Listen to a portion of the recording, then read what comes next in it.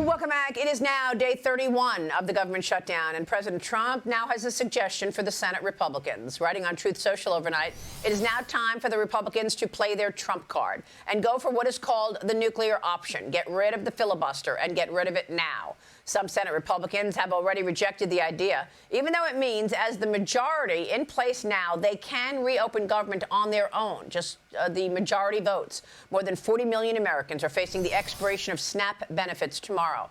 Other government food assistance programs are also in jeopardy, just as Obamacare open enrollment begins. Military members will be paid today after the Pentagon shifted money around, but the next paycheck is not so certain. Joining me now is Montana Congressman Ryan Zinke. He's a member of the House Appropriations Committee. Congressman, good to see you. Thank you so much for being here. And Vice President J.D. Vance and Transportation Secretary Sean Duffy are warning of a travel disaster the longer the doors stay closed. I spoke with Sean Duffy last week, and he said people are calling in sick. TSA workers are not on the job. Air traffic control are working but without pay. How much longer can this go on? Well, you know, as a former Navy SEAL, Maria, I can tell you this is a really bad plan executed poorly. And you're right, I was secretary when we had the longest shutdown. And I can tell you on the FAA, you know, sure, the air traffic controllers themselves are critical and essential, and they're sitting behind their desks as they should be at their duty station. But there's a lot of things like the maintenance part of it. There's contracts that keep the lights on. And as you go further in a government shutdown, the system itself begins to have strain.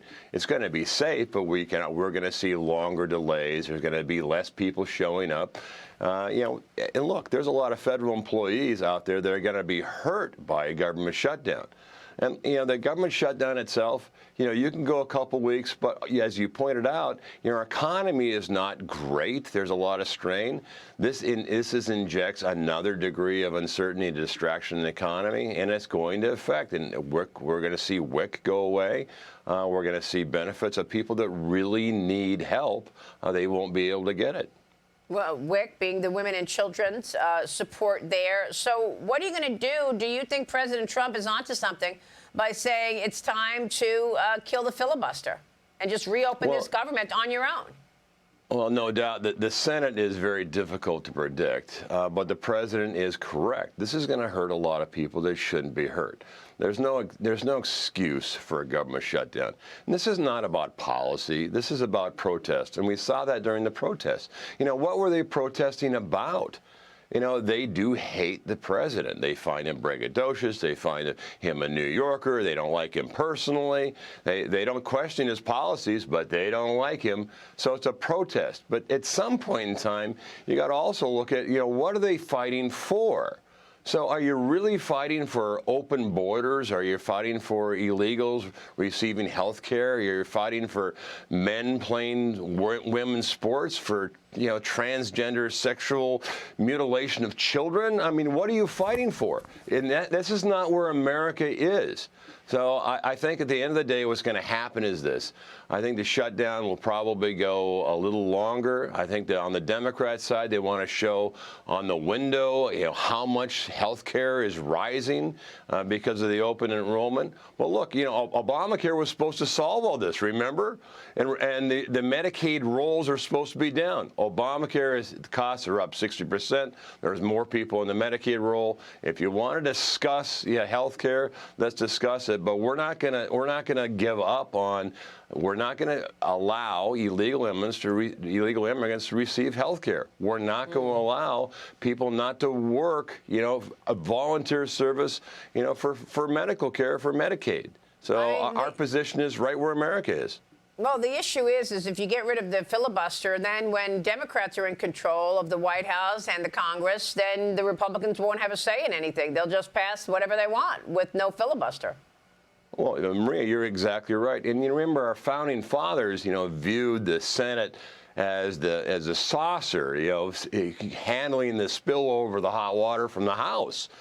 So there is a danger going that, but there's also a danger of watching America become dysfunctional.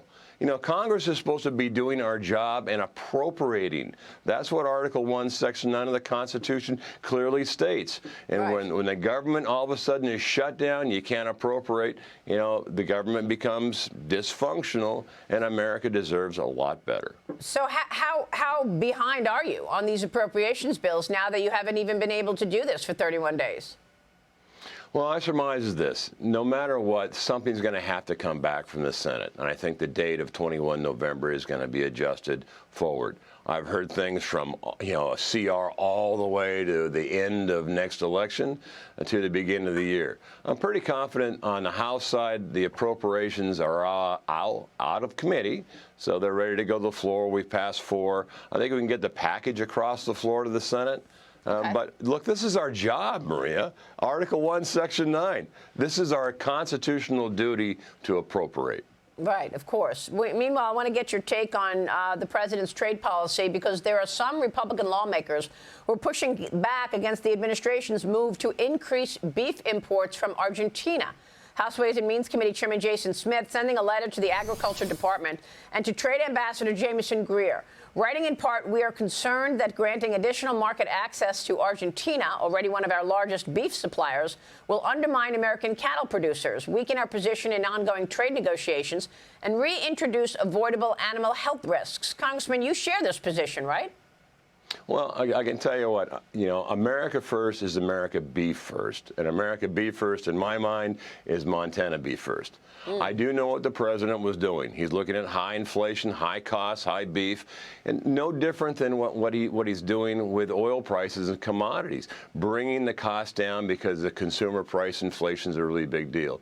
But believe me, he also understands now, if he didn't before, he does now, that, look, American beef industry itself, the herds are down.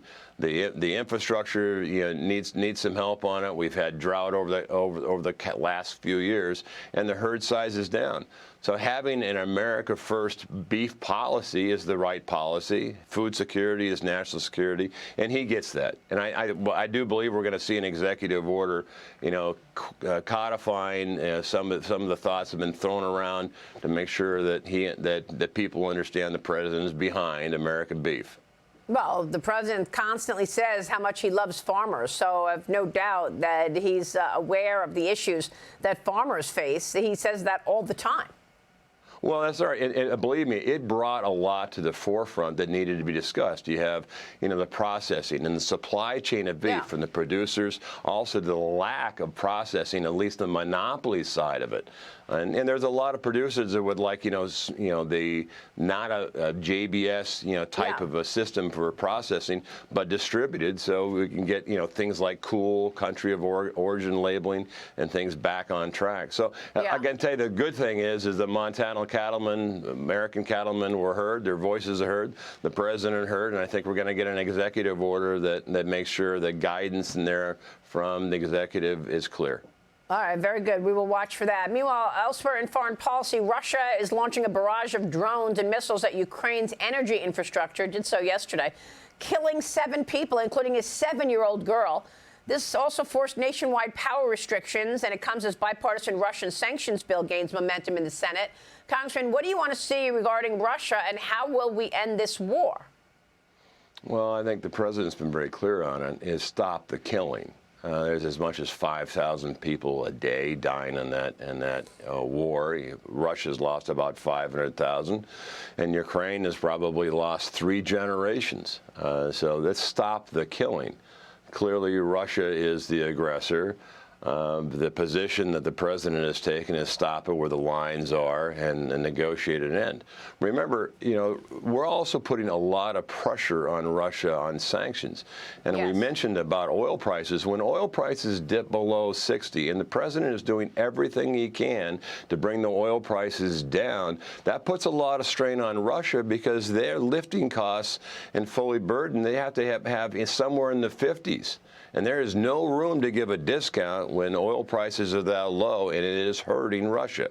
Russia can suffer, but I can tell you that the strain on Russian economy is significant. Absolutely. All right, Congressman, we'll be watching your work. Thanks very much. Ryan Zinke joining us this morning.